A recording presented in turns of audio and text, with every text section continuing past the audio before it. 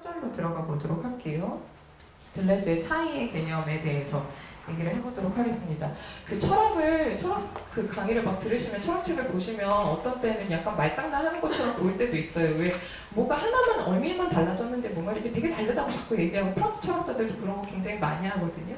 근데 들레즈가 이야기하는 가장 중요한 것 중에 하나가 개념적 차이는 차이의 개념이 아니다 라는 이야기를 합니다. 이 생각을 하시면서 들레즈가 자신이 얘기하고자 하는 차이의 개념은 개념적 차이와 무엇이 다른가, 이 부분을 3절에서 좀 보도록 하겠습니다. 먼저 차이와 반복의 구성에 대해서 잠깐 말씀을 드리고 가면 좋을 것 같은데요. 이거는 제가 이해를 했을 때 이렇지 않을까라고 생각을 해서 적은 것인데, 저는 일종의 차이와 반복이 데칼코마니처럼 쓰여 있다고 생각이 듭니다. 앞서 보여드렸던 머릿말은 좀 짧은 편이고요. 이 500쪽 가량 되는 것은 총 5장으로 되어 있고, 앞에 서론과 뒤에 결론이 있습니다. 서결을 합치면 7장이 되겠죠. 그런데 서론은 반복과 차이이고 결론은 차이와 반복입니다. 그리고 중간은 1, 2장은 1장이 즉자적 차이, 2장이 대자적 반복입니다. 그리고 3장을 기준으로 해서 다시 4, 5장은 이념장과 강도장으로 바뀌게 되는데요. 지금 5장 같은 경우에는 감성적인 것의 비대칭적인 종합으로 되어 있지만 사실 내용은 강도라고 요약을 할 수가 있거든요. 그래서 강의 4페이지에 그 위에 보시면 되는데, 저는 그래서 이 반복과 차이에서 다시 차이와 반복으로 가는 거, 그러니까 우리가 목적점을 이 결론이라고 두었을 때, 뭐 차이와 반복은 맨 처음에 머릿말 시작할 때 아까 내가 여기서 얘기하는 것은 이 시대에 널리 공유되어 있다, 그 문장 바로 시작하기 위해 좀 이렇게 독립되어 있는 문단으로 책을 읽는 좋은 방법 중에 하나, 내가 생각하는 책이라는 것은 왜 불가능한가, 뭐 이런 이야기를 하면서 들레즈가 사실은 결론을 읽는 것부터, 결론부터 읽는 것이 좋은 방법이 아닐까, 뭐 이런 단상을 쓰기도 하거든요. 그런 걸 염두에 두었을 때 사실 이 사람이 이 책에서 하고 싶었던 얘기는 여기에 도달하기 위해서라고 우리가 가정을 해보자는 거죠. 그렇게 했을 때 반복으로 먼저 시작을 하고 차이로 가고 반복으로 가고, 그리고 저는 이념이라는 것이 차이나는 것들이 어떻게 보편성을 획득할 수 있는가를 설명하는 중요한 단서가 되는 것이라고 생각하거든요. 그렇기 때문에 이것은 반복의 변주라고 얘기를 할 수가 있을 것 같습니다. 그리고 강도는 오늘 많이 말씀을 드리겠지만, 강도라는 것은 기존에 가지고 있었던 존재자들의 어떤 그 특성을 나타냈을 때 기존의 질적인 것, 양적인 것, 어떤 것으로도 환원되지 않는 존재를 규정짓는 가장 근본적인 것, 차이 그 자체, 강도적 차이라는 것은 동어 반복이다라는 표현을 쓰기도 합니다. 그러니까 강도는 즉 차이인데요. 그래서 요약을 하자면 여기는 반복, 여기는 차이에 해당하지 않을까 생각이 들었습니다. 그래서 저는 이게 반으로 접혀진다고 생각이 드는 거예요. 그리고 오늘은 주로 1장과 5장을 위주로 보시게 될 것 같습니다. 그리고 다음 주에는 아마도 잠재성 이야기를 하면서 이념 이야기를 좀 들으면 좋을 것 같아요. 지금 저의 바람은 그렇습니다. 그래서 들어가 보도록 할게요.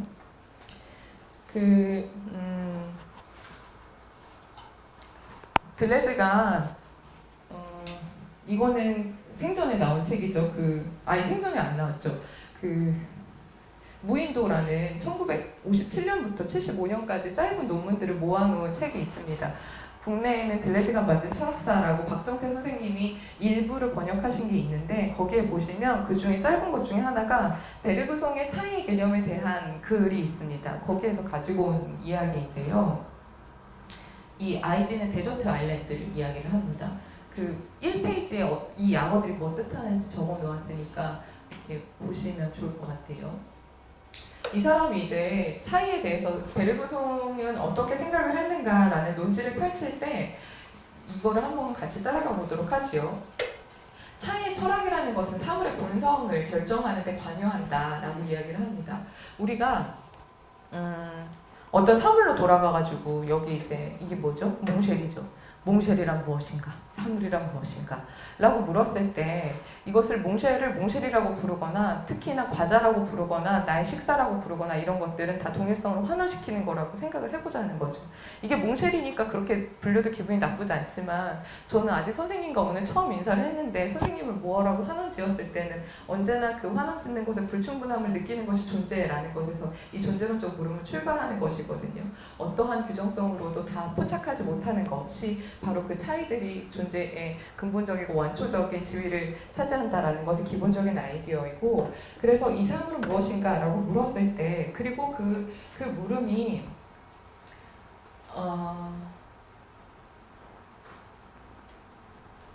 이 이야기가 그 물음이 어떤 동일성으로 환원되지 않는 것이라고 했을 때 이 차이를 존재론적으로 생각한다는 것에 대해서 보통은 두 가지로 생각을 할 수가 있다는 겁니다. 그리고 첫 번째가 가장 쉬운 방법이긴 한데, 차이를 물어본다는 것은 방법론적으로 사용이 될 수가 있다는 것이에요. 이거를 한번 보도록 할게요. 그래서 이것이 무엇이냐라고 물었을 때 사물들 자체로 되돌아가가지고 사물들을 결코 그들과 다른 것, 그러니까 그것이 아닌 것인데 동일성으로 환원시켜버리는 것, 그런 일 없이 사물들을 그들의 존재 속에서 취하는 그대로 만약에 볼 때 오로지 사물들 사이의 본성의 차이들을 결정함으로써 그것은 가능하다. 그러니까 사물의 본성을 본다는 것은, 그리고 동일성으로 회귀시키지 않는, 환원시키지 않는다는 것은 그 본성의 차이들을 고려함으로써만 가능하다. 이건 어떤 측면에서 방법론적이라고 이야기를 할 수가 있다. 그렇지만 다른 한편으로 사물의 존재가 그처럼 그 자신의 본성을 차이해 주고 있다면, 거꾸로 이야기하면 차이가 곧 사물의 본질을 정의하는 것이 아니냐. 이것은 단순히 반복론적인 층위가 아니라 존재론적인 층위로 나아갈 수 있는 디딤돌이 된다. 여기서 지금 들레즈가 하고 싶은 말은, 내가 차이 철학을 한다는 것은 단순히 차이를 가지고 존재를 보자는 방법론적인 논의에 국한짓는 것이 아니라, 그뿐만 아니라 존재론으로 나아갈 수 있는 바탕이라는 이야기를 지금 베르그송의 예를 들어서 하고 있는 겁니다. 하나 예를 들어보면 좋을 것 같은데요. 예를 들면 이렇게 세 가지의 삼각형과 동그라미를 합친 세 가지의 도형이 있다고 해보죠.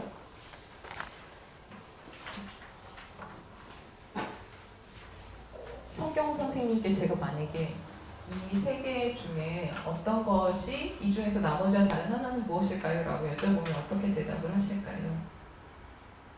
이 세 개 중에 다른 하나요? 네. 다르지만 다 다르다. 세모? 세모가 다르다고 느끼시나요? 선생님 어떠세요? 다 다르다. 다 다르다에 동의하시겠죠? 왜 그럴까요? 다르니까 너무 좋은 답변이신 것 같습니다. 근데 만약에 제가 여기서 색깔을 음영을 주지 않았거나 색깔은 그대로 있는데 모양은 다 동그라미로 두었으면 우리는 판단하기 굉장히 쉬우셨겠죠. 다 다르다고 이야기를 하기보다는 이게 다르네요. 색깔이 칠해져 있으니까 이게 다르네요. 모양이 다르니까요. 이렇게 이야기를 할 수가 있다는 겁니다. 그러니까 예를 들자면 이렇다는 건데요.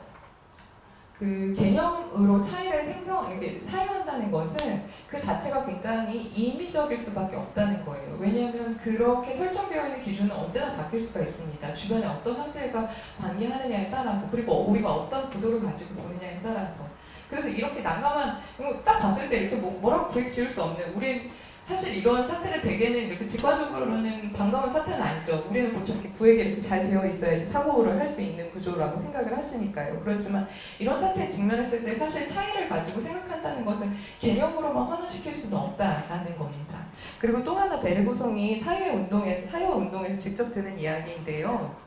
예를 들면 우리가 쾌락이라는 어떤 개념이 있어요. 쾌락을 생각하셨을 때 여러분이 쾌락 하면 떠오르는 여러 가지의 행위라든지 감정이라든지 그것을 불러일으키는 사물이라든지 여러 가지를 떠올리실 수가 있을 텐데, 그런 것들을 우리가 다 쾌락이라고 우리가 묶어버린다는 거예요. 그런데 사실은 인간의 실용적인 관점에서만 그것은 쾌락이라는 하나의 이유로 묶일 수 있는 것이지, 그 자체가 하나로 묶일 수 있는 어떠한 동일성을 내재적으로 아니면 본성적으로 가지고 있다고 말할 수는 없다는 겁니다. 그런 이야기들을 떠올려 보았을 때 사실 개념적인 차이라는 것은 허구적인 것에 불과한 것이 아니냐라는 이야기를 합니다. 그래서 그 차이와 반복에서 1장에서 이렇게 이야기를 하고 있죠. 아리스토텔레스나 라이프니츠가 저질렀던 과오라는 것, 그리고 헤겔에 이르기까지 저질렀던 과오라는 것은 차이를 개념 일반 안에 기입하는 것이었다. 그리고 차이의 개념을 단순히 개념적 차이와 혼동하는 것이다. 아까 말씀드렸던 것처럼 들레즈는 차이의 개념은 개념적 차이로 환원될 수가 없다라는 이야기를 여기서 지금 하고 있는 겁니다. 만약에 그렇게 차이를 개념 안에 기입했을 때 우리는 차이의 독특한 이념이라는 것을 기대할 수가 없다. 다만 이미 재현에 의해서 매개되어 있는 차이를 생각할 수 있을 뿐이다 라는 이야기를 하고 있습니다. 6페이지로 가시면 될 것 같아요.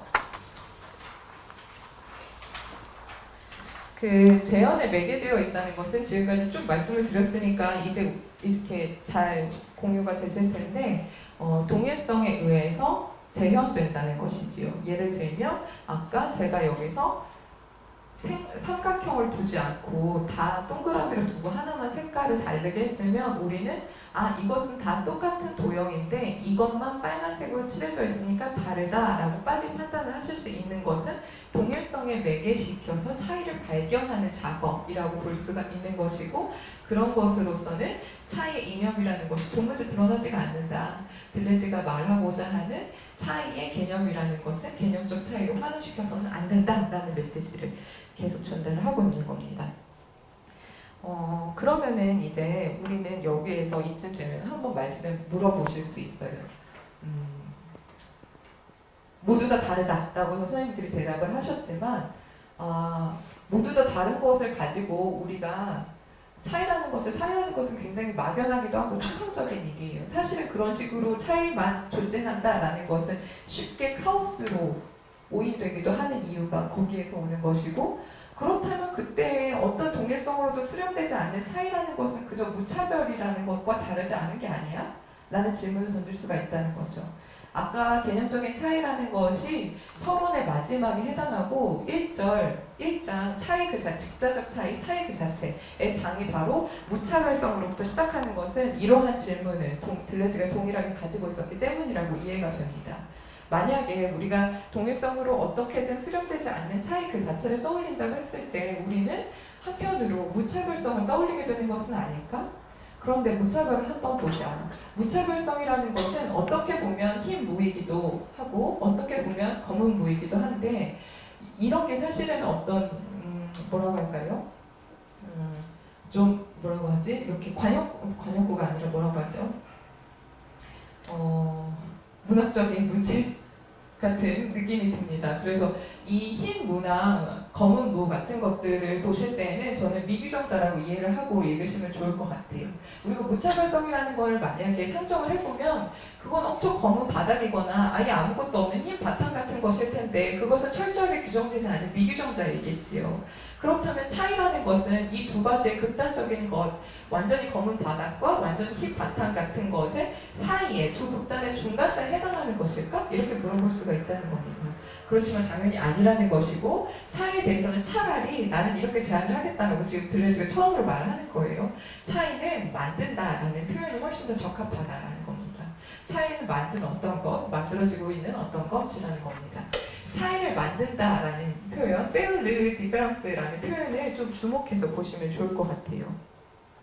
그 다음 시간에는 무의식을 위주로 많이 말씀을 드리게 될 것 같은데, 들레즈는 무의식도 그렇고 욕망도 그렇고 차이도 그렇고 언제나 존재론의 기반을 고정되어 있는 본질을 탐구하는 것이 아니라 변형과 생성을 통해서 탐구하는 계보를 잇고 있기 때문에 만들어지는 것에 관심이 많습니다. 그리고 그것은 기존에 있는 것을 어떤 식으로 변형시키는 작업이 아니라 언제나 새로이 생성하는 것에 관심이 많습니다. 마찬가지로 차이도 이미 주어져 있는 것이 아니라 새로 생성되는 것이라고 말을 할 수가 있다는 것이지요. 예를 들면 요즘에는 LGBT라는 말 뒤에 나는 섹슈얼리티에 대해서 퀘스처닝을 붙여보고 싶어 Q라고 하거나, 나는 섹슈얼리티를 거부하겠어 아섹슈얼이라고 한다든지, 나는 범섹슈얼리티야 판섹슈얼리티라고 한다든지, 그래서 LGBT, QAI 이렇게 쭉 이어지게끔 분화가 계속되고 있다고 하거든요. 이런 식으로 차이를 만들어낼 수 있다는 것이죠. 그렇게 규정성을 계속 미분적으로 만들어갈 때 사실 어떤 사람의 성적 정체성에 대해서 우리가 바라보는 시선은 달라질 수가 있다는 겁니다. 그래서 차이라는 것은 보통 우리가 젠더랑 섹슈얼리티를 나눠서 섹슈얼리티는 생물학적으로 타고난 것이다 라고 규정을 지어버리기도 하지만, 그런 식으로 차이를 고정된 것으로 보았을 때 온갖 동일성의 환원 작업이 이미 일어나고 있는 것이다 라는 생각이 기본적으로 있는 것이에요. 그래서 차이를 만든다 라는 아이디어를 중요하게 강조를 하기도 합니다. 그러면 이제 우리가 다시 한번 좀 구체적으로 차이를 만든다는 게 뭐지? 무슨 말인 거지? 어떻게 만들라는 거지? 그러면 LGBTQAI 뭐 이런 것처럼 우리한테 계속 개념어를 만들라는 건가? 계속 차이를 분화해 나가라는 건가?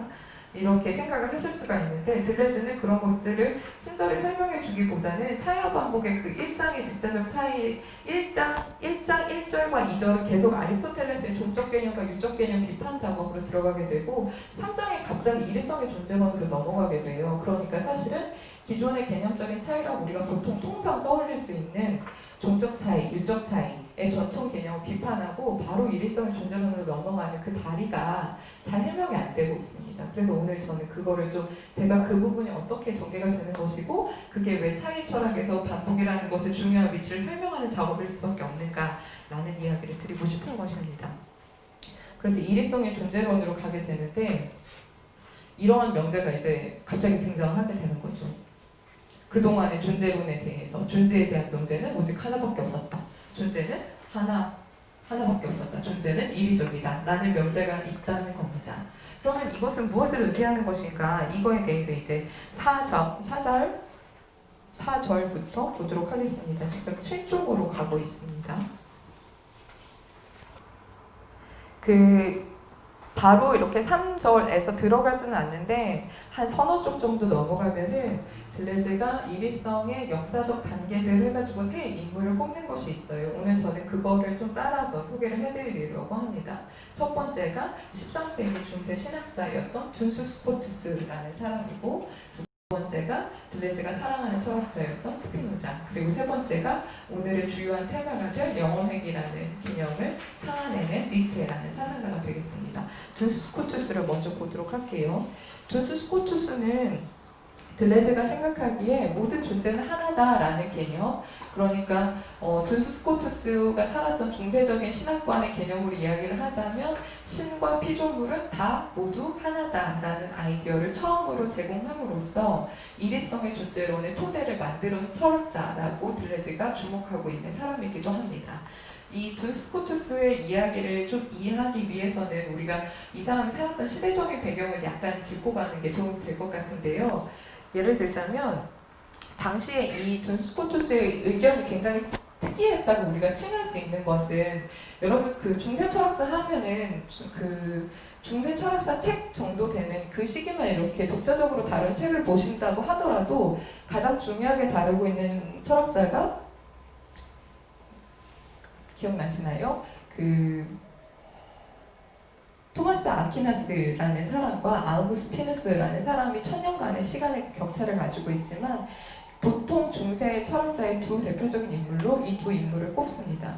그런데 이 아우구스티누스라는 사람이 플라톤의 계보에 있었다면은, 그리고 플라톤의 계보에 있었다는 것이 의미하는 것은, 여러분 플라톤 하면은 되게 그 대화편을 한번 읽어보시면은 하나라도 읽어보시면 바로 알아채실 수 있는데, 플라톤의 대화의 전개는 언제나 X란 무엇인가라는 형식으로 전개가 됩니다. 그래서 그것은 본질을 탐구하는 것이고, 그 본질을 탐구하는 것의 귀척점은 언제나 이데아라는 것으로 가고, 이데아라는 것은 언제나 누스의 역량으로 도달을 해야만 하는 것이지만 언제나 그것은 실패로 끝나지요. 그리고 우리가 이렇게 마주하고 있는 것들은 다 그것의 복사물에 불과하지요. 모사물에 불과하고, 심지어 그 모사물을 두 개로 나눠가지고 시뮬라크를 하는 복사물이지만 심지어 원본을 따라하려고도 하지 않는 그런 못된 복사물, 말하자면 그런 것까지 이렇게 설정을 해서 존재의 위계는 이 플라톤이 말하는 이데아에 의해서 설정이 되거든요. 근데 예를 들자면 플라톤식으로 신학을 전개하면 어떻게 될까라는 것을 보여주는 게 사실 아우구스티누스예요. 아우구스티누스는 그래서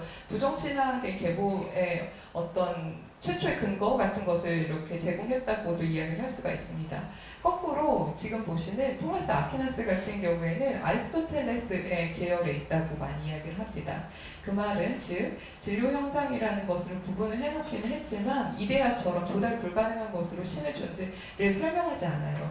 왜냐하면 신이라는 것은 절대적으로 완전한 존재이기는 하지만 우리는 피조물로서 그의 유출물로서 아니면 뭐 그와 유사한 것으로서 그의 탁월성을 부분적으로 받고 있는 존재입니다. 그래서 부분적인 유비성을 잘 도출해내면 추론 끝에 신에 도달할 수 있다는 긍정신앙을 펼칩니다. 그러니까 사실은 두 계보가 굉장히 다른데요. 이 두스 스코투스 같은 경우에는 기존의 플라톤의 계보에 있었던 아우구스티누스의 부정신학의 계보도 그리고 아리스토텔레스의 계보에 있는 토마스 아퀴나스의 긍정신학, 말하자면 긍정신학의 계보도 둘 다 부정합니다. 왜냐하면 부정신학이라는 것은 당연히 접근을 불가능하니까 신학이라는 것의 신존재 증명 자체가 일단 어려운 난점에 빠지게 되고, 긍정신학이라고 하는 것에 전개되는 가장 중요한 단서가 되는 것은 탁월성과 유비거든요. 가장 완전한 존재자인 탁월성이 전제되어 있고 그로부터 유사성을 분유받은 피조물들의 존재의 등급들이 나뉘게 됩니다. 거꾸로 이 존재의 등급들 중에서 가장 최상에 있는 지성의 능력을 잘 발휘해가지고 추론을 하면 우리가 신에게 도달할 수 있다라는 식의 아이디어를 펼치고 있는데, 이런 걸로는 잘 뭐라고 할까요? 신학적인 전개가 잘 되지 않는다고 이야기를 하는 거죠. 그래서 여기서 지금 신의 탁월성과 그에 대한 유비로서 피조물인 인간을 설명한다는 것은 정확하게 그 예를 들자면 거의 동시대 사람이어도 한 40년 정도 차이가 나더라고요. 이 두스 스코투스보다 약간 더 빠른 시대에 자신의 세상을 펼쳤던 토마스 아퀴나스에 대해서 가장 쉽게 볼 수 있는 점이기도 합니다. 거기다가 적어 놓았는데, 토마스 아퀴나스는 대표적으로 본질과 존재를 구분합니다. What it is. 그거는 무엇이지? 본질을 물어보는 겁니다. That it is. 그것이 있다. 있다라는 것, 존재. 이 두 가지를 구별을 합니다. 이 두 가지를 구별하는 가장 중요한 이유는 신은 그것의 본질 안에 자신이 있음을 스스로 가지고 있습니다. 그러니까 이거는 근데 여러분이 저는 읽으셨으면 참 좋을 거라고 생각이 들고, 만약에 읽으셨다면 참 반가울 일인데, 스피노자를 굉장히 저는 좋아하는데, 스피노자 같은 근대 철학자들도 다 이 개념을 그대로 이어봤거든요. 저는 중세 철학자를 여기 앉아 계신 선생님이랑 올해는 아니고 같이 공부를 고대부터 했는데, 중세는 진짜 공부하기가 힘들어요. 그래서 막 같이 공부하는 분이 무슨 이거 목사 시험 준비하는 것 같다고 막 그러시면서 그랬는데, 이런 거 떠올릴 때요, 존재랑 본질이 다르다라는, 존재와 본질을 구별하는 이유가 실체라고 불리우는 신이라는 것만 자신의 본질 안에 존재함을 가지고 있고, 피조물은 그렇지 않다라는 얘기를 하고 싶은 겁니다. 근데 이거는 조금 이따 말씀드리겠지만 스피노자가 실체와 양태를 이야기할 때도 동일합니다. 오직 실체에 의해서만 피조물들은 자신의 존재를 입증받을 수가 있다는 아이디어는 무슨 키케 묵은 13세기 이야기가 아니라 17세기, 18세기까지도 계속 이어져 왔던 근대적인 세계관이기도 해요. 그러니까 내가 왜 존재하는가, 이거는 여러분 많이 들어보셨을 코기토 같은 것도 그렇지 않습니까? 나는 존재한다는 것을 증명하기 위해서 이성의 능력을 빌린다고 할 때에도 그거는 들레즈가 굉장히 높이 평가하는데, 칸트가 데카르트의 코기토를 이야기를 할 때 규정이 되어야 하는 것, 그러니까 미규정적인 것으로 있는 나라는 존재를 내가 사유함으로써, 이미 규정지어 버린 것으로서 이거를 규정하려고 하면 중간에 규정 가능성이라는 것이 있어야 되는데 그 매개가 없이 그냥 막바로 진행이 돼버렸다고 비판을 하고, 칸트는 그 사이에 시간이라는 매개를 넣었다고 얘기하거든요. 이거 이따가 말씀드릴 거예요. 그게 들레즈가 칸트의 그 상황적인 시간 형식이라는 그 도식이 시간 형식으로 전개가 되는데, 그거를 긍정적으로 평가하는 것 중에 하나거든요. 예를 들자면, 그러니까 존재와 본질이 나눠져 있다는 것은 사실은 생각보다 굉장히 큰 문제입니다. 거꾸로 이야기하면 이것을 나누면은 신학적인 토대가 성립이 되기가 어렵지 않아요.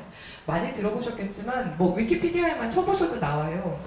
아우구스티누스는 신존재 증명을 5개를 제시한 걸로 유명하거든요. 근데 거기서 뭐 첫 번째가 운동은 왜 하느냐, 운동의 최초의 원인은 무엇이냐, 타고 가다 보면은 아까 말씀드렸던 아리스토텔레스의 부동의 원동자로 가게 되는 거. 그리고 두 번째는 이렇게 보다 보면은 어떤 원인들의 질서가 있어야 된다는 것이에요. 이것은 이것 때문에 내가 뭐 이거를 쳤으면은 이 공이 굴러가는 건 내가 친 것 때문이고, 뭐 이게 똑같은 운동의 원인과 사실 원인의 원인은 똑같은 것인데, 이 두 가지의 최초의 원인을 증명하다 보면 신이 존재한다는 것을 입증할 수밖에 없다는 것이고, 세 번째는 가능성과 필연성을 가지고 얘기를 합니다. 모든 존재가 있을 수도 있고 없을 수도 있는데 있다라는 것이 가능적인 존재자라면 있어야만 한다라는 것이 필연적인 존재이죠. 네 번째가 바로 그 유명한 존재론적 증명이거든요.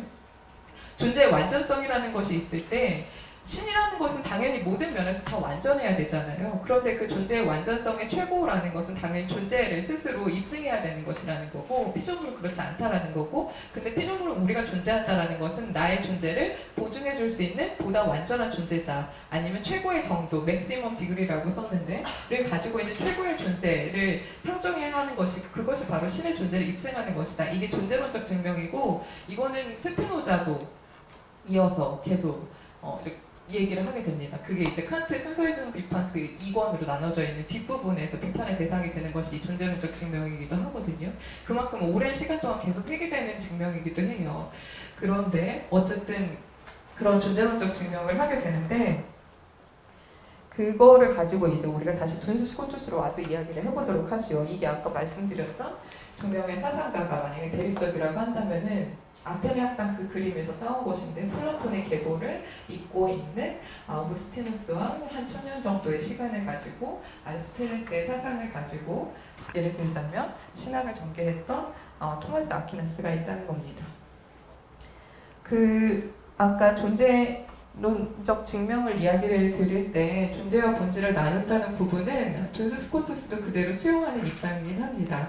그렇지만 이 사람이 가장 중요하게 여겼던 문제점은, 그렇게 어떤 신의 탁월성을 강조함으로써 그와의 유비를 통해서 피조물들의 존재를 설명한다는 것은 사실은 어떻게 그토록 완전한 존재자인 신과 내가 매개될 수 있는가라는 문제를 해결할 수가 없다는 거예요.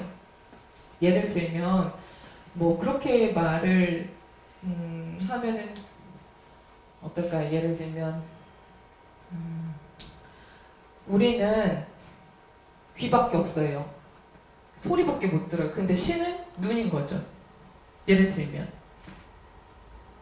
전혀 소통이 안 되지 않겠습니까?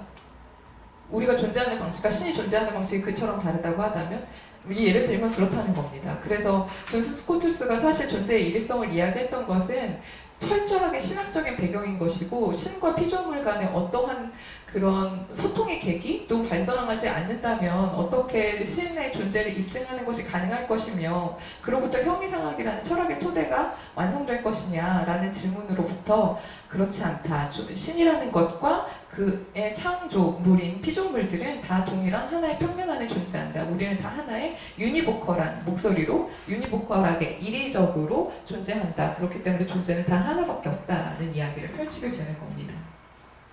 이 사람이 봤을 때 아까 그 아퀴나스의 신존재 증명 중에 첫 번째가 운동의 최초 원인을 찾다 보면 부동의 운동자로 간다고 했잖아요. 그런 식으로 설명을 하는 거는 사실 형이상학이라고 불리어 마땅한 신학을 물리학에 종속시켜버리는 것밖에 안 된다는 거예요. 그래서 신학을 자신은 다시 존재론 그리고 형이상학의 토대로 불러오겠다라는 것이고, 그러한 기획에서 전개를 했던 것이 일위성의 존재론이었습니다. 약간 정말 낯설실 수 있어요. 그렇지만 이게 굉장히 오늘 중요한 개념이기 때문에 여기까지만 하고 좀 쉬었다 가도록 할게요. 이 빨간색으로 쳐놓은 이 부분을 잘 보시면 좋겠습니다. 둔스 스코투스는 사실 들레즈가 일위성의 존재론을 이야기할 때 가장 중요하게 생각하는 것 중에 하나가 형상적 구별과 실제적 구별, 그리고 수적 구별과 존재론적 구별을 구분했다는 겁니다. 이거 우리 강의록에 보시면은 8쪽으로 넘어갑니다.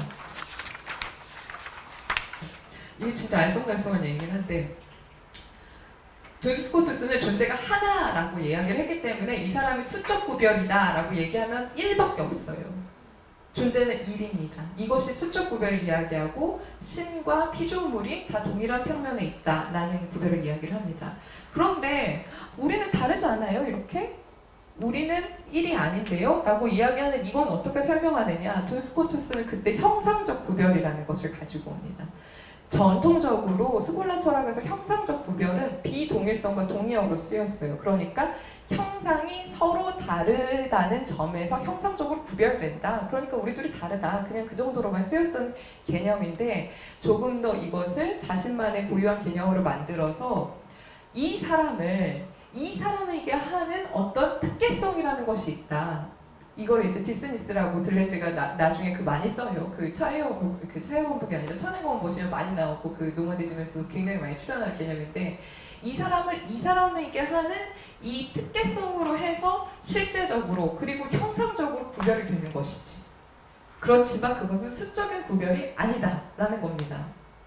이게 되게 뭔 소리야 이렇게 들리시겠지만 이 아이디어가 여러분 마음에 콕 박히시면은 들레즈가 왜 그렇게 자꾸 반복을 얘기하는지 좀 이해가 되실 수 있어요. 왜냐하면 우리는 통상적으로 통일되어 있는 하나의 신체를 가지고 있는 겉껍데기로 분리가 되어 있는 유기체라는 생각이 있으시고 나 하나 너 하나 이렇게 우리가 사람 수를 셀 수 있다는 것은 그런 것이잖아요. 그런데 이따가 말씀드리겠지만 하나의 인물도 그때마다 새롭게 출현하는 순간들을 포착할 수가 있습니다. 어제 봤던 타성경 선생님 지난주에는 이렇지 않으셨는데 뭔가 새로워지셨는데 뭔가 뭐 그런 거 있잖아요. 예를 들면 너무 저렴한 예입니다만 뭐 108배를 하면 얼굴이 굉장히 빛나고 아름다운 순간 우리가 여기서 이 자리에서 바로 이제 내일 모레 이 책상을 치우고 요가를 하는데 요가를 끝나고 이제 서로 얼굴을 보면 굉장히 다른 인물이 되어 있습니다. 약간 과장돼서 얘기를 하면 그럴 때 출연하는 그 특개성이라는 것은 그 이름으로 명명되는 것이 아니거든요. 그런 것들은 다 다르다고 얘기를 할 수가 있는 것이에요. 그렇지만 그것은 우리가 신체로 이렇게 만들어내는 이 사람이라는 것으로 주목되는 것이 전혀 아니라는 겁니다.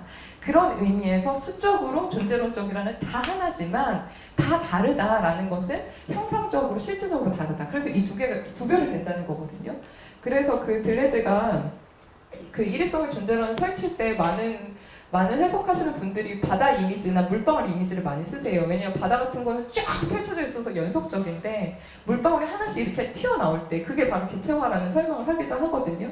그러니까 그런 이미지를 약간 염두에 두시면 지금처럼 여기 머리가 하나, 둘, 셋, 넷, 눈이 뭐 2개, 4개, 6개 이렇게 세는 게 아니라는 겁니다. 수적 구별은 오직 하나뿐이다. 이게 그 스피노자의 표현의 문제에서도 굉장히 중요하게 다루는 수적 구별과 존재론적 구별은 수적 구별과 형상적 구별은 다르다가 스피노자의 표현의 문제라는 또 빨라지고 있는 것 같네요.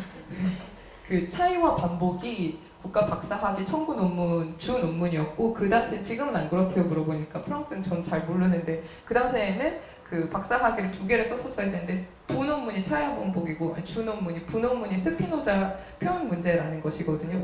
지난달인가 새로 번역이 돼서 나왔는데 연구실에 있는 선생님이 하여튼 거기 첫 번째 장이 그 수적 구별과 형상적 구별이기도 합니다. 그 굉장히 중요한 부분이라는 거를 말씀을 드리고 싶었어요.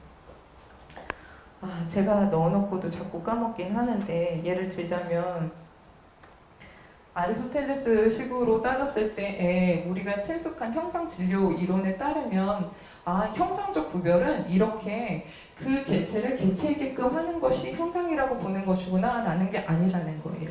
아리스토텔레스 식으로 형상 구별을 만약에 하게 되면은 의자의 벽질은 의자의 형상이고 앉을 수 있는 형태를 가지고 있음으로 해서 의자 이미 획득됩니다. 그렇지만 애초에 이런 본질적인 사고를 거부하는 들레즈가 채택한 둔스 스코투스라는 사상가가 이야기한 디스니스, 개체성, 특개성이라는 것도 이런 형상적 구별과는 다르다는 의미에서 혹시나 헷갈리실까봐 이거는 강의 안에 없는 내용인데 넣은 겁니다. 이게 되게 좀 이렇게 말이 친숙하지 않아서 그렇지 약간 여러 번 들으시면은 좀 친해지실 수 있습니다. 그리고 마지막으로 여기까지만 하고 저기 쉴게요. 들레즈가 이 특혜성 같은 거를 형상적 구별을 이야기할 때 많이 드는 예가 샛별하고 개밥바라기별 그리고 야곱과 이스라엘 이야기입니다. 그 금성이죠. 비너스를 순 우리말로 하면은 샛별이라고 하더라고요. 그런데 들어보셨겠지만 샛별은 새벽별이고 개밥바라기별은 저녁에 지는 별이라고 하지요.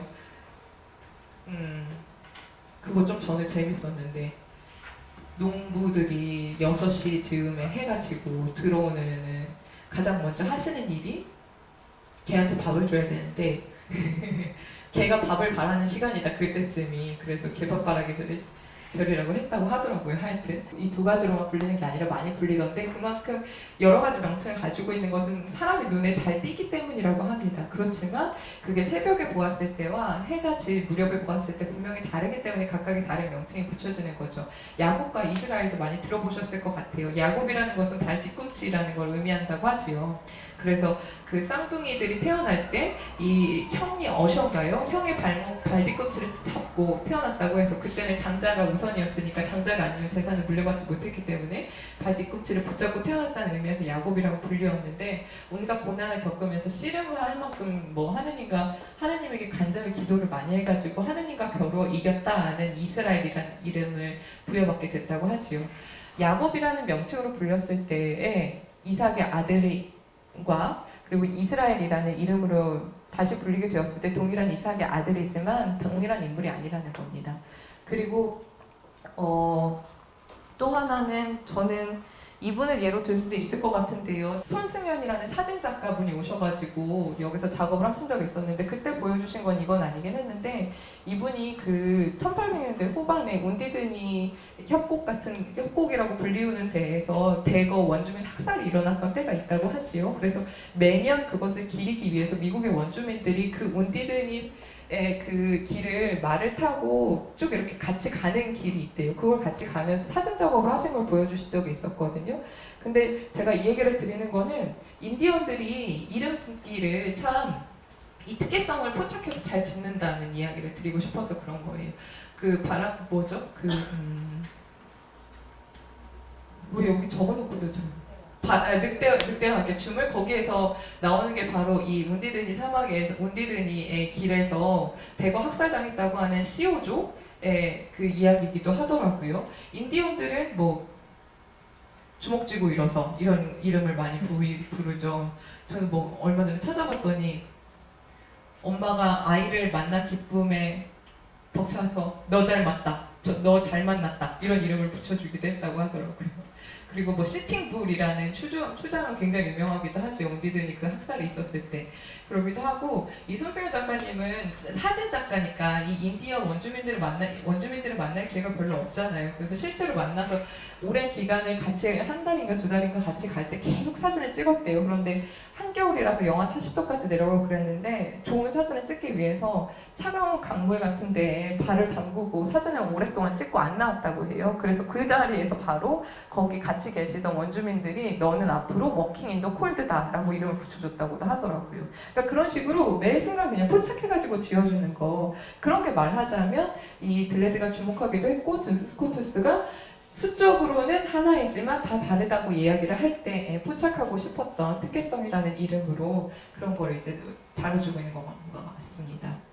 그리고 여기가 가장 중요한데 이것이 바로 이 사람들이, 그러니까 존재들이 각각 개체화가 될 수 있는, 형상적으로 구별이 될 수 있는 첫 번째 근거이기도 하지만 이것은 동시에 보편성을 획득할 수 있는 근거이기도 합니다. 예를 들면 또 다른 누군가가 동일한 상황을 연출해서 한겨울에 갑자기 너무 차가운 강물에 들어간다고 하면 또 다른 사람에게 워킹 인 더 콜드라고 얘기를 할 수가 있겠죠.